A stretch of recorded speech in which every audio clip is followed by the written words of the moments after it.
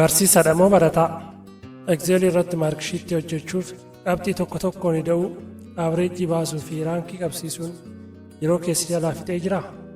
Viidiyoo gabaabaa kana keessatti foormulaa Excel muraasa qofaan akkamitti haala salphaa fi saffisa qabuun qabxii waliigalaa, averejii, raankii, gireedii fi paas or feelii hojjechuu akka dandeessan isteeppi baay isteeppiidhaan isiniin agarsiisa. Daqiiqaa muraasa keessatti ogummaa kana ni barattu. Akkam jirtu hordoftoonni chaanaalii kanaa, har'a bifa salphaan maarkshiitii guutuu hojjenna. Tole, asitti daataan barattoota maarkshiitii qopheessee jira. Isaan kanneen akkamitti tootaal maarkii, averejii, raankii, darbee fi kufeesaa akkasumas immoo istaatisiisaa dabalees immoo gireedii akkamitti akka hojjechuu dandeenyu wajjin ilaalla. Jalqaba irratti tootaal maarkii akkamitti akka hojjennu isinitti agarsiisa jechuudha. Tootaal maarkii barataa qabxii saabjektota kanniini asitti saabjekti 1, saabjekti 2, 3, 4, 5, 6 jedheen kaa'ee saabjektii kanniin isin barnoota barsiistan wajjin yookaan barnoota keessan wajjin jijjiiruu dandeessu jechuudha. Kanaafuu tootaal maarkii hojjechuudhaaf equal erga jennee booda sum mallattoo hammattuu bannee qabxii barataa sana fudhannaa jechuudha. Qabxii barataa sana hamma barumsa sanaatiin hundasaa reenjii isaa fudhannaa jechuudha. Hammattuu cufnee enter jennaa jechuudha. Sana booda walitti da'inuu kaa'eera qarqara isaa irratti qabdanii gad harkisuudha.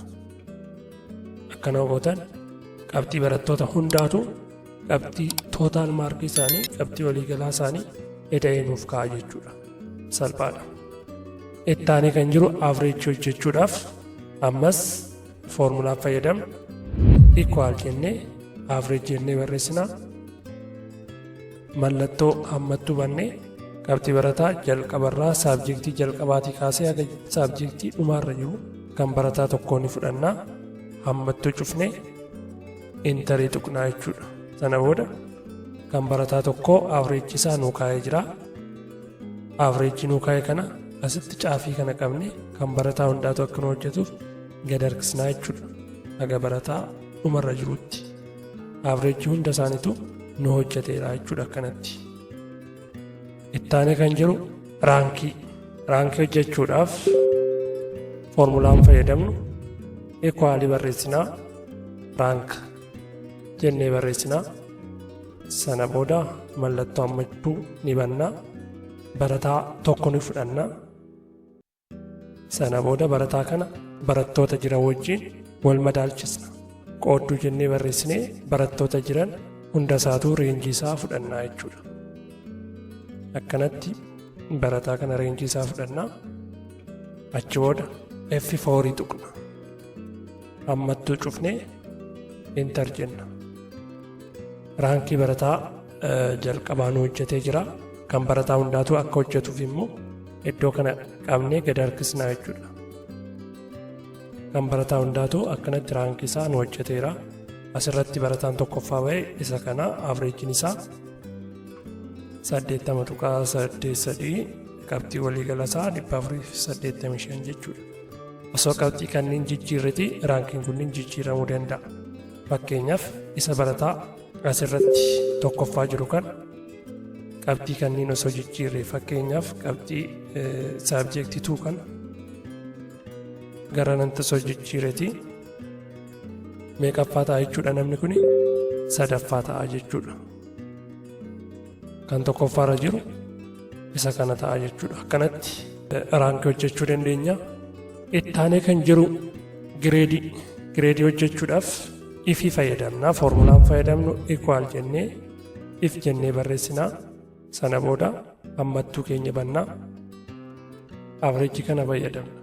If avrejiin kun yoo 90 fi 90 ol ta'e quotation markii keessatti A haa ta'u yookaan A haa ta'u qoodduu jennee barreessinaa. Ammas if jennee barreessinee yoo inni kun equal, ammas avrejiin kun 80 ol yoo ta'e kan akka barbaannetti kaa'uu dandeenya. B haa ta'u jedheen kaa'a, qoodduu jedheen barreessaa. F jedhee ammas barreessee Averejjiin kun yoo 70 ol ta'e 70 ol ta'e B+ haa ta'u.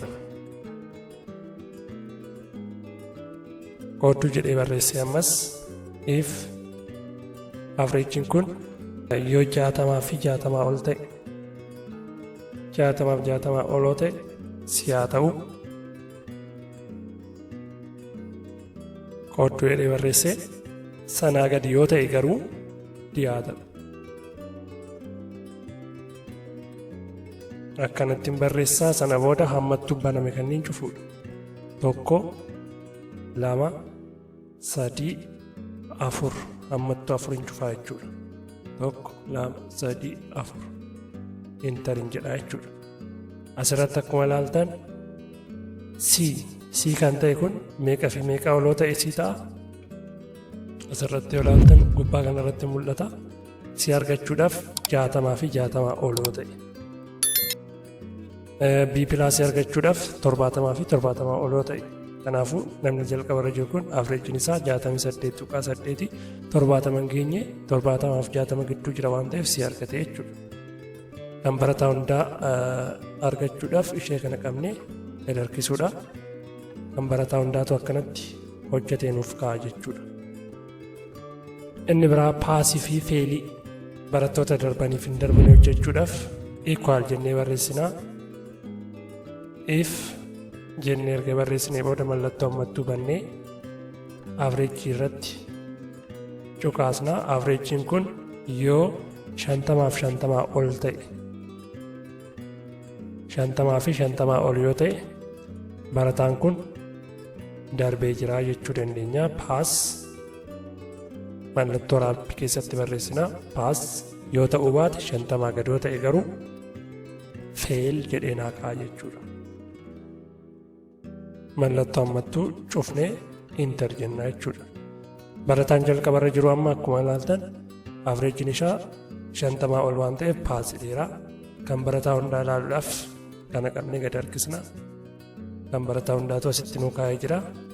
Asitti fail kan jedhu kana ilaaltan barataan kun averejjiin isaa 50 gad waan ta'eef fail jedheera jechuudha. Paasii fi feelii akkanatti nuuf kaa'uu danda'a. Inni biraa istaatisiisaa yaada kennuu barbaannedha. Kanas hojjechuudhaaf equal jennee barreessinee if mallattoo hammattuu bannee averejjii kanaan hin fayyadamna. If averejjiin isaa greater or equals to 85 jennu asitti 85 yoo ta'e namni kun excellent. Qoodduu barreessinee ammas if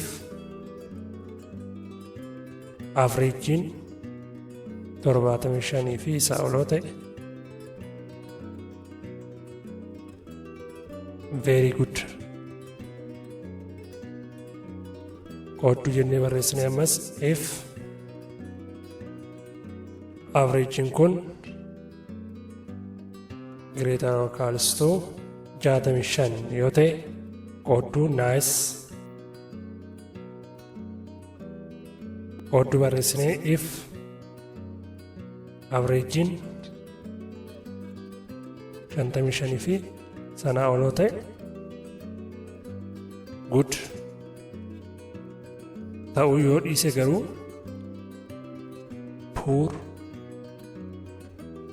jennee haala kanaan hammattuu banne sana lakkoofnee cufuudha.